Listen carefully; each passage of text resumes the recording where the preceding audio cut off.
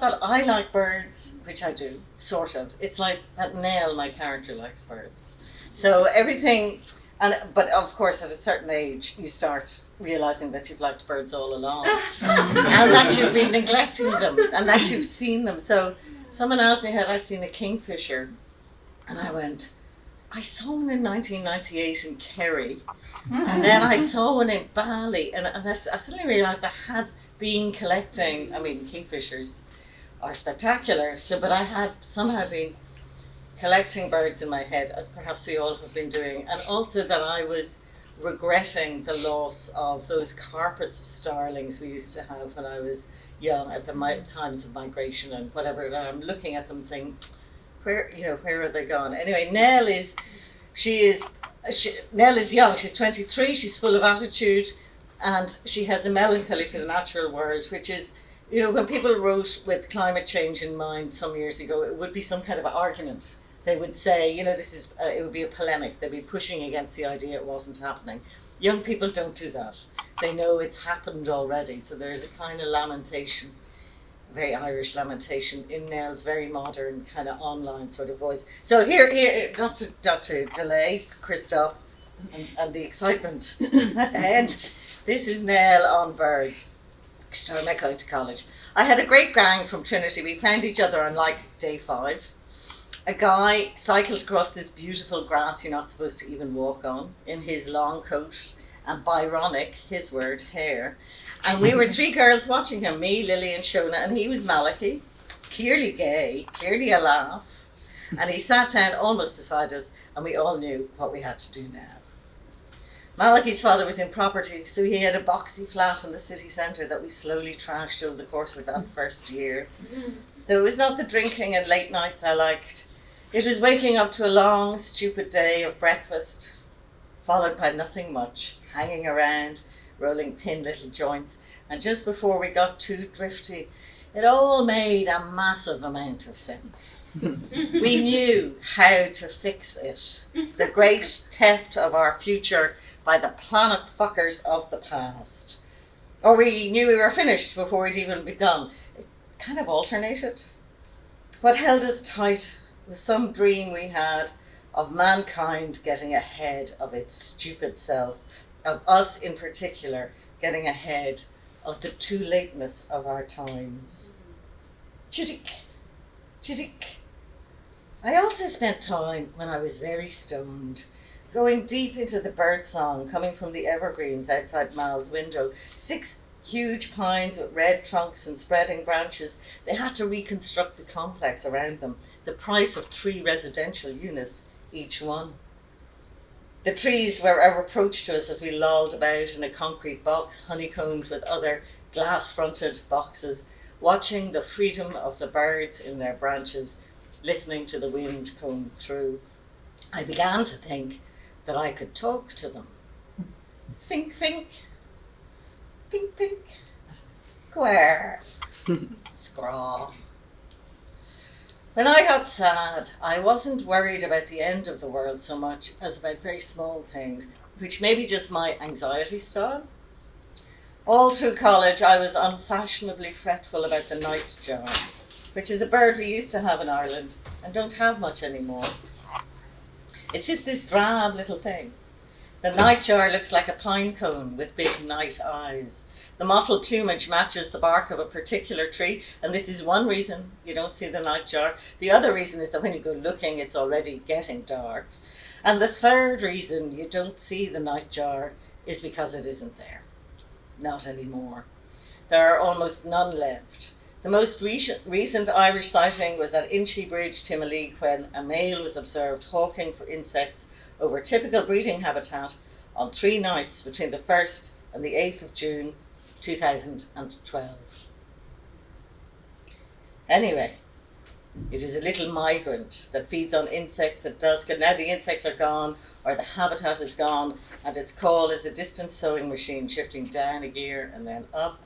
Chirr, chirr, thick cloth, thin, thick cloth, thin, thin. Of course, because I'm online, as opposed to shivering in a bird hide in the foothills of the Knockmaildown Mountains, my sadness about the nightjar segues very quickly to an interest in the ravens. Cronk, which is a location call, and it's rasp, which signals anger, apparently. I'd like to make a dictionary of bird sounds. I could start with the word syrinx, which is the anatomical box below the larynx. And this is the mechanism throwing those huge noises out of that teeny tiny bird. The nightjar, by the way, can ventriloquize. Its song sounds as though it's coming from the other tree. This must be confusing when mating with a nightjar. You'd have to land on a lot of other trees first. So this is me. I look at a video clip of a talking raven while my friend Lily worries about fascism. And while my friends are breaking the back of the patriarchy, I start to cry about the unbearable fate of the bees. Later, when we're very stoned, I play clips of snail sex with the sound turned up really high. I tell my friends they're fixated on the man and that I'm not fixated on the man. My friends are all about authority and I was about roots and tendrils.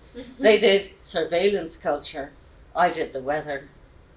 I was interested in the nightjar, in that tiny little heartbreak bird, and for a very long time, that amount of dread was enough dread for me. And here is the kingfisher. So, oh my God. This is actually the most common bird on University of Singapore campus, I realized. That's actually much easier to see than the Irish or the European kingfisher. The Baltic kingfisher here is also pretty easy compared to Yeah, the no, European America one. is full of all kinds of wonders. So this is basically what we do. We salvage all these dead birds. This is, for example, a nocturnal migrant blue-winged pitta, very common bird in Southeast Asia. But unfortunately, as it migrates at night, gets attracted to the city lights, collides with buildings, and they had something like 62 of these in their freezer.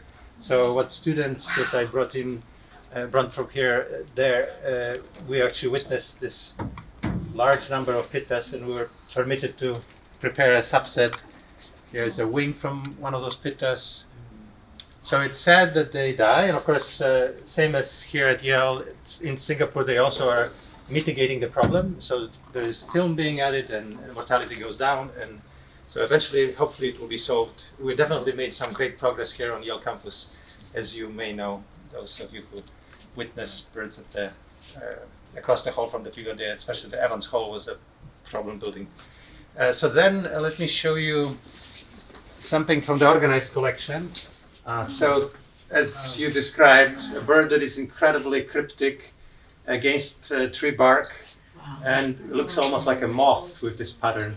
And the call is ventriloquial, but I think to the female nightjar, not a problem locating a male. Okay. And as you know, this is Yeah, well, mostly birds are clever. territorial advertisement and pretty easy, pretty jarring. I mean, I don't know if you've heard It's a sewing a machine. song. Yeah, exactly. That's a good analogy. So yeah, we have here a bunch of specimens, most of them actually from Egypt on wintering grounds, and then a bunch from Africa further south, not so much from Europe. Example of the smallest bird in the world, just to impress you. So we have the smallest and the largest. So the largest you can predict it's the ostrich. Wow. But how about this? The bee hummingbird from Cuba and Hispaniola. This is not a baby, this is full adult, so they don't grow any larger. So it's about 2-gram bird that really competes with bees as they come to flowers. And here, ruby-throated hummingbird from Connecticut, not much larger, and with, I don't know if you can see that iridescence there. So yeah, we obviously have a pretty good representation of these things, and I can keep pulling one after another to show you. Here's the swordbill, the longest bill longer than the bird itself. This is the Andes of South American countries like Ecuador. And maybe one more. Here's one of my favorite colors in this comet. This is a hummingbird from the Yungas of Bolivia and Argentina. So gorgeous little thing. So so nightjars, actually we just realized recently through some genetic research that nightjars are related to hummingbirds. And this means that the nocturnality evolved in this group. Maybe even hummingbirds at some point were nocturnal. But and this bird here that has glass eyes, that's what we call a relaxed mount. So typically when birds are prepared for the exhibit, like those snowy owl and the peregrine behind you, or the hornbill there, they would get the glass eyes. But then when they are brought into the scientific collection, and this is most of the bulk of specimens that you see here, we relax them into remaining like this, laying down on their back. And the birds that typically are prepared for this kind of collection don't get the glass eyes, but the cotton eyes. And this is still the kind of the most efficient way of storing But what's bird inside them, skins. Christoph? Pardon? What's inside them now? This is all cotton. And in the past, people did not save those bodies, but these days we actually save the body from the inside in alcohol. And this way you can actually dissect things like syrinx. You mentioned the vocal organ of the birds. And let me show you a couple more interesting things. Does anyone know what this one is? Carolina parakeet. Pretty much another eastern, southeastern U.S. bird that maybe ranged up to about Washington, D.C. And these birds are from Florida. So when Audubon came to paint his big folio of birds of America, he actually was able to go out, shoot a bunch of these, and then arrange them for their painting. So they were abundant, and people actually didn't like farmers. Orchard owners didn't like them because they raided their fruit trees. But then unfortunately the bird went extinct. So that's obviously maybe unrelated to all this hunting. Oh, an ivory-billed. Ivory-billed woodpecker, another species that is a bit source of some controversy because of the claims that the bird has been rediscovered. They've been seen with Elvis lately. Yeah. So the other is actually, there were sightings in Arkansas, supposedly, but again, there's not very good documentation.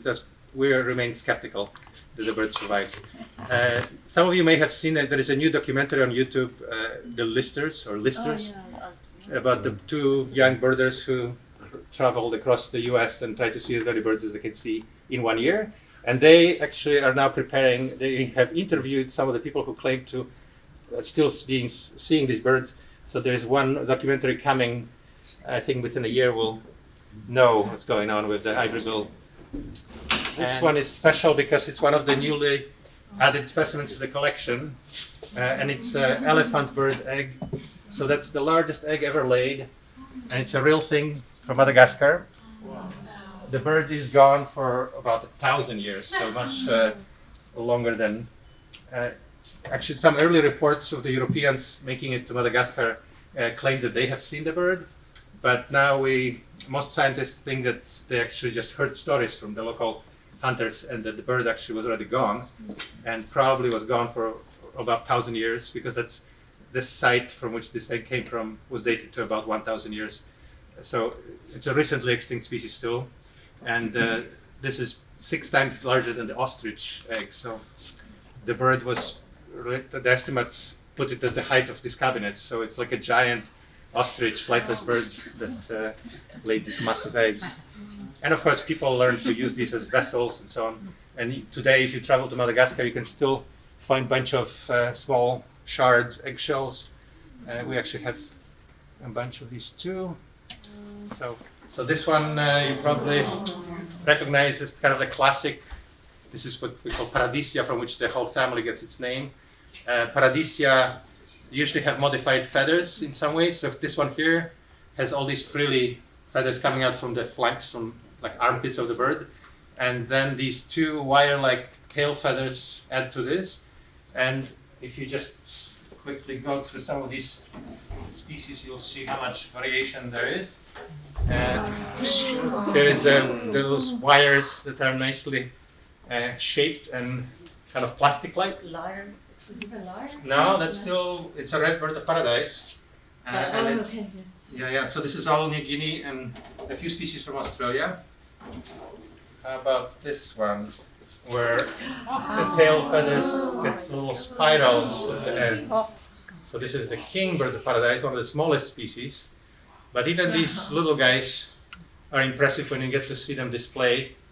They have a hidden cluster of feathers. Oh, maybe actually this one here. It's unfortunately not extended, but these green-tipped feathers from under the wing come out as a little rosette.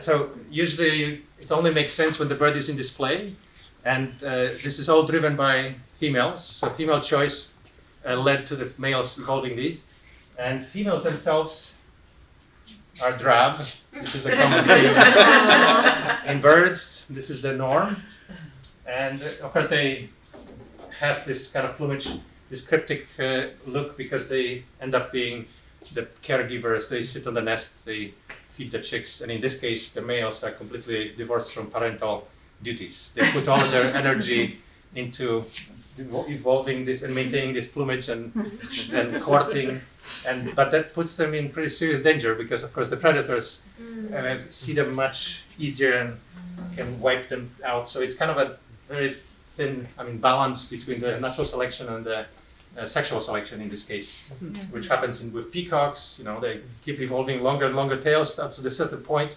at which point they can no longer fly efficiently and get nailed by predators. So they then scale back, and that's how. This bird here is the oldest skin specimen in our collection. It's actually from the collection of John James Audubon, and was collected by McGillivray, I believe. Yeah, William McGillivray, from 1835, from 19 January. So that was a wintering bird. A little imperfect, I would say, in this preparation, but still a very special bird. It's one of the Turdus members, the genus that includes the American robin. So it's kind of a funny thing that European robin is an unrelated genus, a bird that is very small, and the only thing they share with the American robin is the redness of their throat. But and I guess to the pilgrims when they arrived in North America, that kind of looked reminiscent of the European robin, but they are not really that close related. European. So it's much smaller than the house wren or Carolina wren that you see here in Connecticut. But the winter wren, which is the equivalent here, okay, here's one of the recently added specimens, a little fluffy, but much darker. These also do occur in Connecticut in winter on migration, and we actually had one window collision victim that we just prepared yesterday. So that is the story of the reds.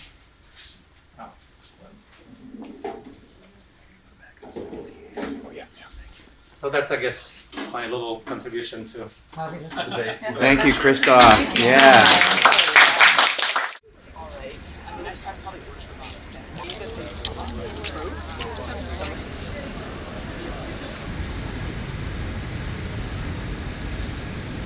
So we're here at the Grove Street Cemetery.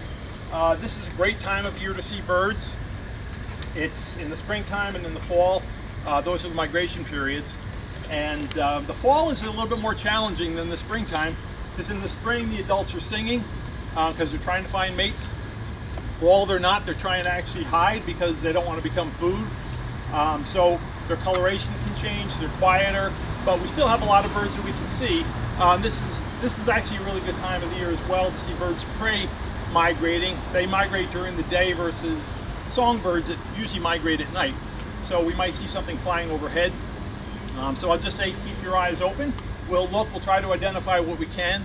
There are about 400 different birds that you can see in Connecticut during the course of the year. And we'll see what kind of biodiversity we can find today here in the cemetery. So I think we're just gonna head up this way. I think we're gonna stop at some point. Tell us. I will tell you that I was on my way to West Rock this morning to bird when I got an urgent email saying, "Tom, could you help out with the bird walk this morning?" So I said, of course I said yes. As soon as insects start to birds feed, you don't want to get. It's a quiet day today as far as birds.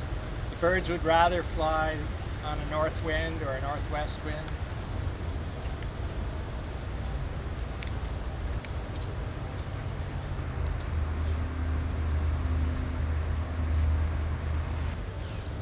Vesper sparrow would have an eye ring. There's a chipping sparrow in this tree all the way on the left, lower branches. It looks like a cluster of really dark green leaves. Chipping sparrow is a really little sparrow with a red crest on top of his head, and a black and white stripe right through the eye. About 2/3 the size of most of our sparrows. Oops, I'm sorry. Worms in the spring and the summertime to eating berries. This dogwood tree right here, you can see all the red berries on it. That's a really good food source for catbirds, for robins. There's a chickadee right up here on the dead branch in this tree, lower branch. Their call is chickadee, chickadee, dee, dee, dee. They vary the number of Ds depending on whatever it is that they're trying to say to each other. A program called the Christmas Bird Count. Back in the 40s and 50s, they counted around 4,000 to 5,000 robins in the state. Now it's more like 40,000 to 50,000 robins in the state in the wintertime. And they believe a lot of that is related to both climate change and also the availability of food in the wintertime. One of the plants that has become endemic in Connecticut during that time is Asiatic bittersweet, which produces tons and tons and tons of berries. The robins switch from eating worms in the spring and the summertime to eating berries in the winter. And now because of all that available food and because of warmer winters, they now stay here. And so if you look hard, you can find robins really, as Mark said, any time of the year.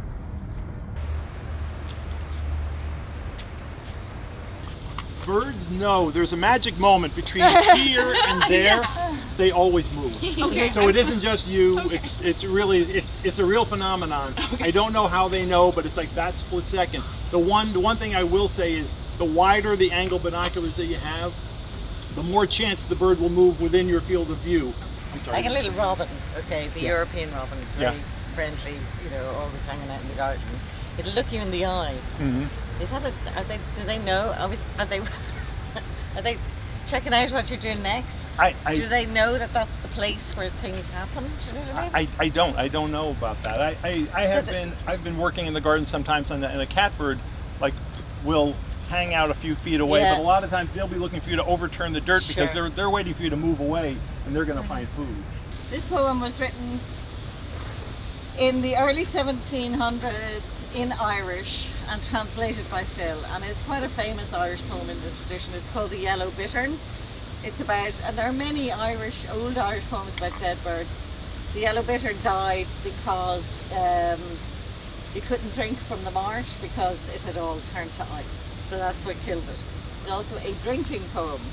So this is The Yellow Bittern, translated from An Bunan Bui in the Irish of Cahal Bui Magilliguna, 1679 to 1756. O yellow bittern, my heart is with your feathers in the field, your wings scattered like great Hector's unburied bones. You did no harm. In damp country it was thirst that killed you. A key turned in the weather and the lake was shut in ice. If you had but called me, I would have broken it so you could wet your beak, great-hearted drinker, my friend. The rest of them I do not mourn, the cuckoo, the wren, the grey heron, but the bittern honk across the marshes was my own mournful, boozing cry. My wife says it'll be the death of me, and I say, look at that poor bastard of a bird, killed with the thirst. Put ice in your gin, my friends, and slug it down. The afterlife is one long Good Friday with the pubs not open. Drink while you have a mouth on you.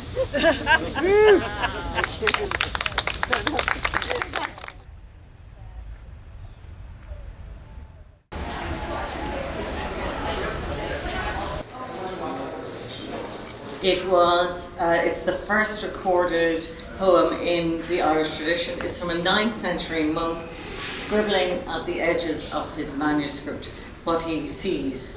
It's called The Blackbird of Belfast Loch.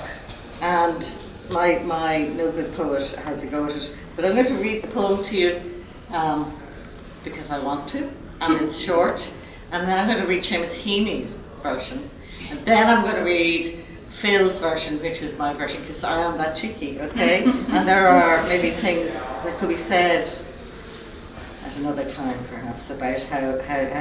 So, in chain beck, roulette feck, the rin grip, glonbuji. Fokert foid, osloch loig, in the chroib, carnbuji. That is, the poem. Okay, it's a little word, the little bird, says Seamus Heaney, who knows nothing, clearly. The small bird, okay. Small bird, chirp chirruped, yellow neb, a note spurt, blackbird over lagan water, clumps of yellow, whin burst. So what he's seeing is a blackbird in a whin bush or a gorse bush. It looks a bit like broom, you might know broom. It's like a kind of little legumous flower, very yellow, very intense yellow. It smells a little bit of coconut and it's very prickly little thing. So this is Phil, who decides that, he precedes Seamus Heaney, but foresees that you can't give away the fact that it's a blackbird at the top of the poem, because the whole poem is a little discovery of who's singing in the bush. It's 24 syllables, so Phil also tried to work them smaller. So he called it the Bird of Lagan Loch, not Belfast Loch. It became quite a little political thing for a while there. And Phil goes, the wee bird, yellow-beaked, blurting sweet melody over grey water, is a blackbird, hidden in gorse. Yellow, of course. That's Phil. So yeah, I just love the idea. The first poem is, there it is. And that poems arrive like birds do. Serendipitously, not when you're looking for them. And after hard work, maybe. All of the above. Okay, I'll hand over to you. There are a lot of birds at the British Art Centre on the 4th floor. I'm a painting restorer, and I'm the head of the conservation department. Birds is just a sidekick, right? It's a hobby. But over the years, I'm just like, oh, there's a lot of birds here. And then I started to identify them. And I've gone through all the oil paintings here. Paintings like this is by Jakub Bogdani, a Hungarian painter. A lot of the painters on this floor are not necessarily British. They're from the Netherlands, they're from France, they're from Belgium, they're from Germany. They are refugees, either leaving religious persecution on the continent or looking for economic opportunity in London. They are masters at depicting, and some of them specialized in birds, and Bogdani is one of them. And Anne, on the walk over here, Anne heard an insect and asked me if it was a cicada. And I said, around Yale, I'm afraid to say what it is because I'll probably be wrong, but I would call it a cicada. And so what's my relationship to these birds? Is that the birds are in trees, right? And I'm going around the collection looking at the birds. Do I know anything about the tree that it's in? A little bit. I know that Bogdani came from Hungary and died in London and did a lot of work. Where is he getting his material? Well, we just saw these study skins that Christoph showed us, and he showed us male and female wren. So here we have the peafowl and the peahen, male and female. Oftentimes in these paintings you'll see both sexes or pairs depicted. Looking at this parrot or parakeet, it's very specific. You have a blue feather in the tail, a red feather, green feathers, a white iris, a white eye ring orbital, and a dark iris. It's very specific. And I believe this because of the red feather in the tail. I think it's a Cuban parakeet, not a Puerto Rican parakeet, not a Jamaican parakeet. But it's a parakeet coming to London from the New World, either as a specimen or a live bird. So royalty had animal parks and menageries and aviaries, and they collected these birds either as specimens, like we saw this morning, or as live birds. You start not necessarily with this one, but you start to see the evidence of empire and colonial exploit. You have a bird from the Caribbean, a bird from Asia, and a peacock, canary from Canary Island perhaps, Eurasian bullfinch, prize pigeons. These are domesticated pigeons that have been bred for different features. These have curled outer tail feathers. You know, one of the things that I'd be conscious of as a painting restorer is how dark this painting has become. And that it's not dirty, it's just that over time oil paintings can darken. But even so, it captures enough birds to identify. So, and I forget who he is. But we have scarlet macaw, blue tit, another European bullfinch, a Eurasian jay. Tobias Stranover, a German painter working in London. And then one more stop around the corner where we have a wall of birds. So this is our long gallery where it's hung according to themes. And the theme of this room is, who can guess what the theme of this room is? Animals. Animals, right. And this is the bird wall.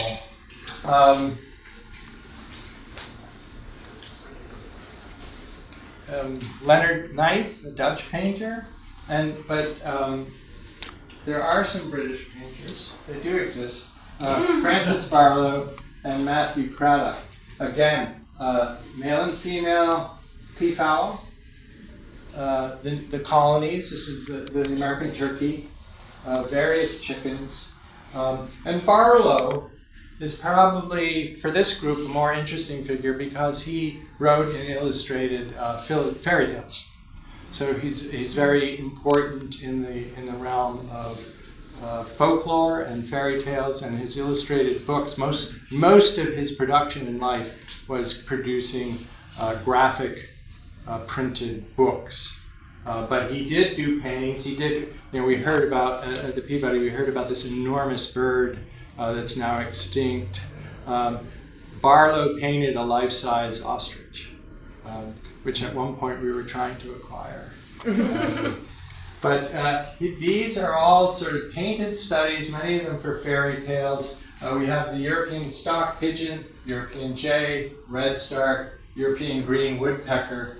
And this painting is really dark. And the curator came to me and asked, isn't this too dark? Can't you clean it? And I said, well, the title of the painting is Woodcock at Dusk. So we went out to Silver Sands State Park in March at dusk and looked and waited and heard and then saw. And I said, see, the painting is accurate. So perhaps one more reading? Oh, yes. Or any questions? Anybody? Why do they group the paintings? Why do they group the birds out of around the corner? They're all out of. They wouldn't appear together in the natural world like that. Oh, the artist. Yeah. But what's the artist's intention? Would you say? The artist, oftentimes, I think Barlow is creating a Rolodex of images that he can use in his illustrations. Some of these painters, like Stranover and Bogdani, are painting at the wishes of the collectors. Paint my collection. So they're collecting birds from all over the world, and they're bringing in artists to depict them. This one's got 18 species in it. It's practice. This is by a Goss. We don't know who this is. He's practicing. I think this artist is probably practicing. Male and female of many species. This particular bird here, this dark brown bird, what is that? I was going through my field guide and going, and I don't know what it is. But this one over here is a juvenile or a female European golden oriole. And then I started thinking, has this yellow turned to brown? And we actually did a scientific experiment to figure out, we analyzed the color, and it's king's yellow, which is an arsenic yellow, which turns to brown. And I was like, so now I think this is European golden oriole, based on tears, and the juvenile appears in the bird. I was hoping Christoph would come and give me some idea what that is. The depictions are usually really accurate, but it's not always. Sometimes there's a mistake. This kind of looks like a martin, but I would expect a martin to have a slightly more notched tail. But I also don't know what martin it is. Is it a martin that shows up in the British Isles, or is it a martin from Africa? I don't know. So, yeah, I think they have And the collectors. destination houses, were they all in England? These were originally hung in England? Yeah. Yeah. Yes. Okay. For sure. Yeah. For sure. So you gotta love the Imperial project, really. Yeah. And we have several rose ring parakeets in the collection, often in the company of portraits of children and portraits of women. So there's that lovely one where she's feeding a sunflower seed and the bird is on her skirt, like a 16 little green budgie or something. Right, A little right. parakeet is on her skirt. The Larson around the corner. Yeah. So, Okay, so more reading. Yeah, I'll do more reading. close us out. I'll close this out. I'll give another poem, maybe. And then just, yeah. So Phil wrote a poem for his daughter in which, and he wasn't very nice to her otherwise, but he did write her a nice poem and he meant it at the time.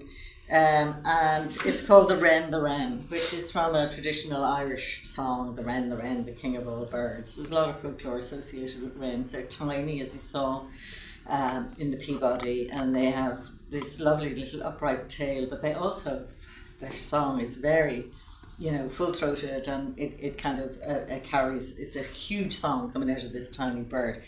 So it was called Zaunkönig in German. It's the king of the hedges. There's a lot of little folk tales about it. Anyway, the wren in Ireland is a druidic bird. Every day after Christmas, one is killed and carried around various houses by the wren boys, who are mummers. So a small sacrifice to bring on the spring, maybe. A little bit of cruelty there, and a little bit of cruelty here in this poem. The wren, for Carmel, his daughter. Berry, glance, leaf twisting into bird, high-tailed from hedge to hand, she was mine. The wren poked out from the cup of my fist and was still, her eye honour bright to my vast eye, the whir of her pulse ecstatic. The wren was a panic of feathered air in my opening hand, so fierce and light I did not feel the push of her ascent away from me, in a blur of love to love indistinguishable, my palm pinpricked, my earthbound heart of her love's weight relieved, and oh, my life, my daughter, the faraway sky is cold and very blue. So another poet might have written a poem without catching the bird. They're just saying. And one of the pictures of the Blake exhibition downstairs is beautiful, so but it doesn't have this one Blake piece that was on my kind of mental corkboard, as it were, which is Adam names the beasts. So that very early on in Genesis, Adam names the beasts, and naming is, some philosophers say, murder, because it replaces the object with something else, a sound. But it also is about possession, ownership, collection. I mean, a collection and eating.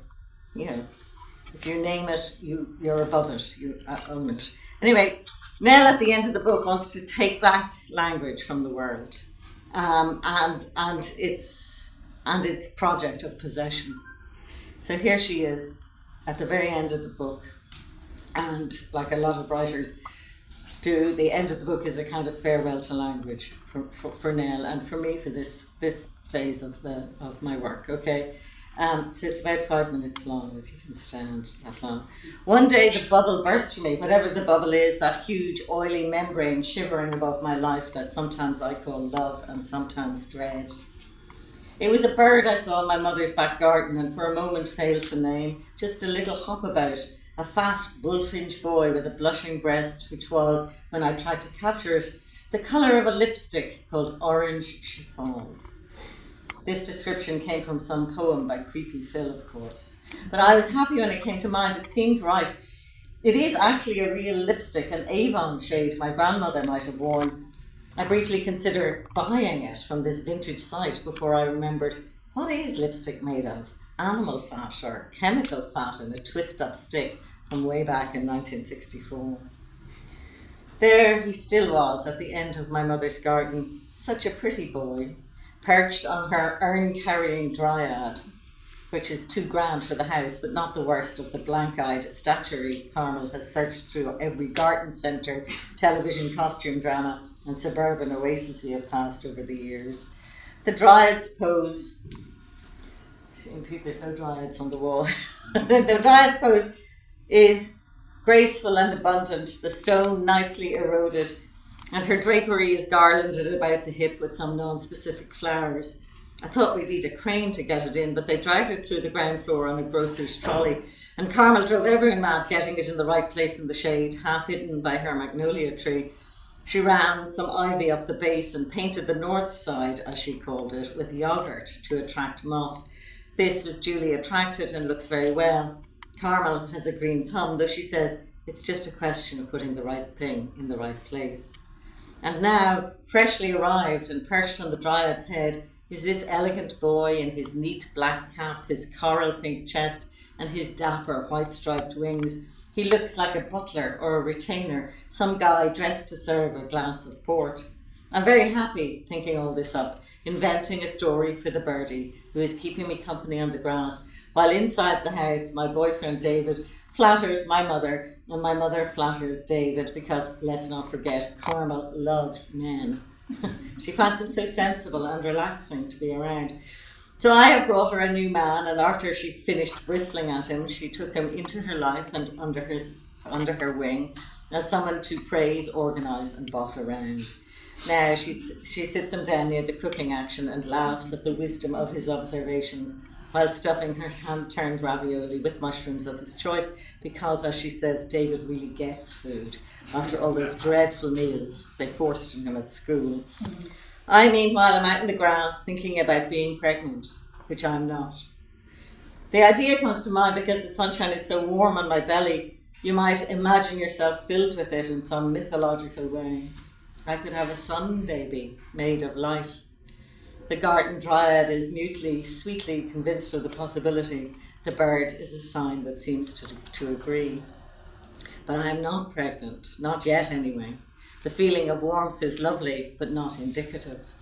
So I lie in the grass and watch my lucky bullfinch, who's in no hurry to leave, hopping through the branches. The sky beyond has one of those winds of the upper air that moves clouds at speed. Sorry, this was hard to describe. The cloud beyond is one of those winds of the upper air that moves clouds at speed and leaves the lower world untouched. This movement is very fast and dramatic. In the calm of the garden, the bird flits to the pear tree by the wall and back to the dryad's head. He looks at me. I am aware, for a dot of time, of all the swirling movement in the silence. Clouds, bird, leaves, ants, atoms, particles whose name I forget, hurtling through me, the slow erosion of the stone dryad. The bird looks me in the eye. He seems to know this is the place to look at a human being, and I look back at him, and with that smart, held connection, the story I made up for him falls away. The bird is no one's servant. He is not dapper. Words only obscure him. The lipstick, the coral, the chiffon, the glass of port, these are all impositions on his tiny, incontrovertible bullfinch self. Even the name, bullfinch, seems a form of littering, like a sticky label fixed to his feathers. One sunny Sunday in my mother's garden, the bird looked at me, and I saw the bird, and I wanted to undo language and let him be. The bird just was.